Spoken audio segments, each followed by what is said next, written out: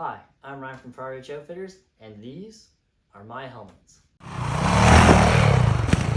This video is going to be a review and comparison of my helmets based on my point of view. It's very much opinion based.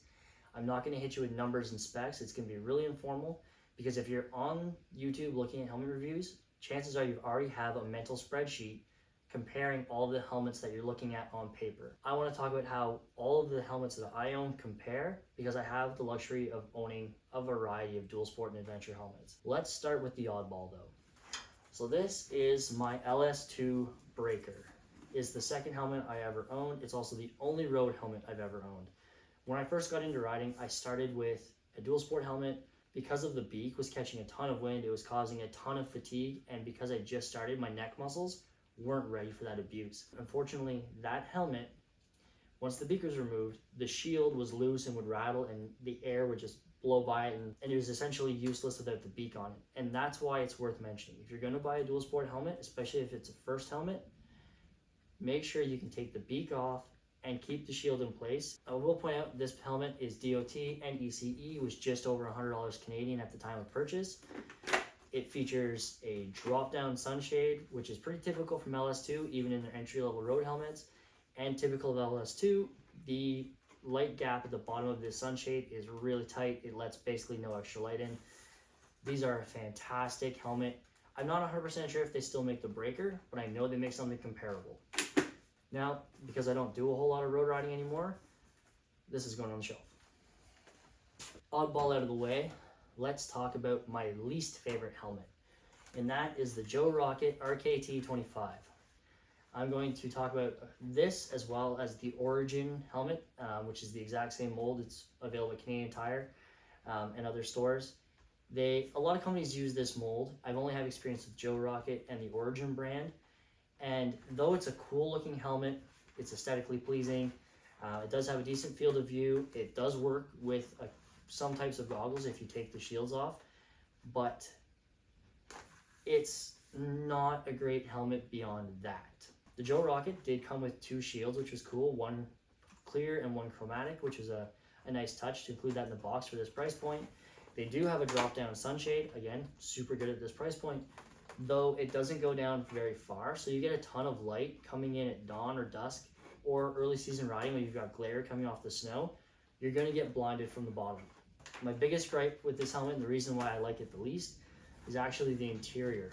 The padding in here is really light and airy, and though it's super comfortable when you test fit it at the store, it doesn't offer any support on the road. This thing catches a ton of wind up here and will actually start to twist freely on your face. If you have to check your blind spot for any reason, you're going to be wrenching against this helmet to fight it back straight in the wind, and you'll end up clenching your jaw to put extra pressure in here to try and force it upright. This thing is going to fight its way off of your neck, and there's so much flex here, and that everything is so fluffy and loose that it'll basically try to chokehold you off the back of the bike. I have tried this helmet in my size. I've also tried it in a size down. The size down was super tight up here. It was crazy pressure points, but even with all that extra tightness, the jaw padding was still so light and airy that I had the same issues. Really problematic. If you want to go fast on the road, I highly recommend anything but this. Next helmet on the list is the Bell MX9 Adventure. I've had two of these. I really like these helmets. They're crazy versatile. The beak comes off in seconds and it works as a dedicated road helmet with the shield still in place. The shield comes off in seconds and it works as a dedicated off-road helmet with this huge field of view, perfect for basically any goggle on the market. It breathes really well, both on and off-road. It's not crazy heavy and it's also pretty quiet. Since this generation, they've updated it, they've added MIPS, and they've reworked the beak to make it even better in the wind. But this helmet's fantastic in the wind as it is. As for buffeting and checking your blind spots and stuff, it's a super stubby helmet front to back, so it doesn't catch a ton of wind across your jaw, making it a really easy helmet to live with every day. And because of its versatility, it's definitely worth considering, especially at the price point. Oh, I should also mention, they make this helmet in the snow version. This one actually is also a snow version. It came with a heated shield and a breath box. I actually wired the heated shield into my bike. The breath box was super nice. It allowed me to do really crystal clear audio for motovlogging at the time, which is cool. I don't recommend the breath box though for off-roading because you will be sucking in a ton of your own gas and you'll make bad choices. And the snow helmets can be had cheaper. This one cost me the same price as a replacement shield that I was actually trying to buy for my other MX-9. So I got a whole helmet instead. These are my 3 go-to helmets right now, and they all serve different purposes.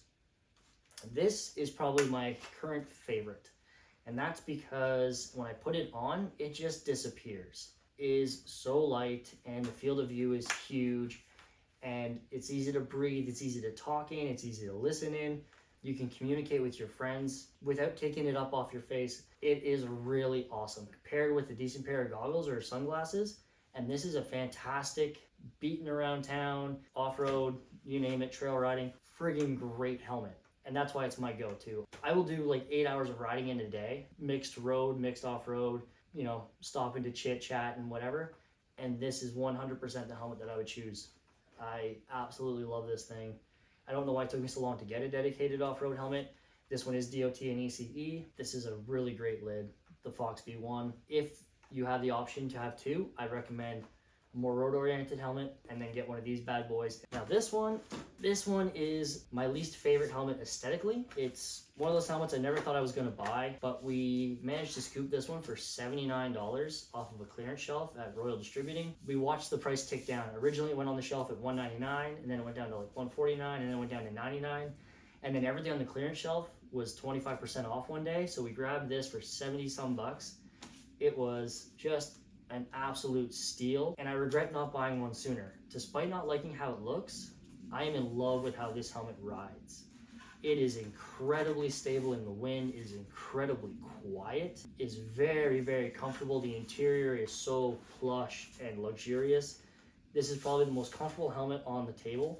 If I was gonna do long days where I needed to communicate with somebody else through comms, I would take the variant with a pair of sunglasses and I would be set. Again, it's a little heavier, but it's so stable in the wind. It doesn't catch any wind when you're checking your blind spots. It breathes relatively well.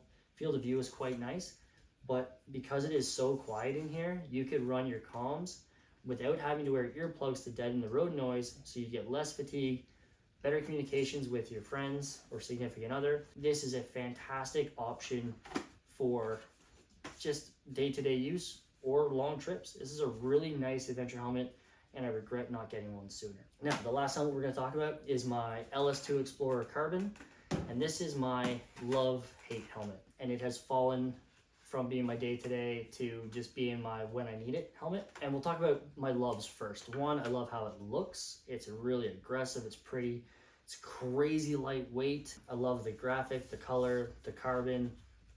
I love how well it breathes. The field of view is pretty good, though I could do without this giant nose piece here. The positive mechanical lock on the shield is really nice. The drop down sun visor is really nice. And again, it's an LS2 sun visor, so it comes down almost to the chin bar, blocks out 90% of incoming light. So it's really effective. On paper, this was an absolutely phenomenal helmet, and I wanted it so bad. Now we'll talk about what makes it not great in real world. So, though it looks really trick, this visor is the flimsiest thing on the planet. It's actually the flimsiest visor out of every helmet on the table. Even the Joe Rocket's stiffer. It is fairly well ventilated to allow air to pass through, but that doesn't help it much. This thing wobbles and wiggles all over the place, and it's really quite noisy, and it transfers directly to your ears through the side of the helmet. It actually moves so bad that a couple weeks after I got this helmet, I ended up losing one of these screws.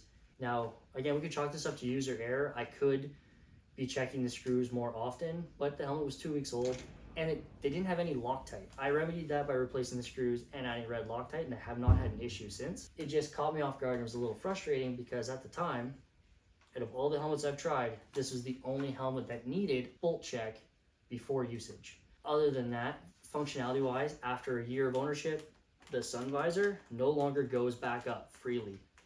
You actually have to open your main visor and force this back up, otherwise it won't retract. I'm sure there's a way to do maintenance on it, but for the price point of this helmet, it's a frustrating thing to have to deal with after a year of ownership when my LS2 breaker that is 6 years old and $100 works flawlessly. The reason I don't like this helmet as much anymore is just because it doesn't really fill a purpose for me. It would be a fantastic helmet to wear if I had to do 200 or 300 kilometers of road riding and then jump into some hardcore bush, because it does have a really great working shield. The drop down sun visor is fantastic. It does come with a pin lock. On the road, it is really stable. It doesn't grab too much when you check your blind spots.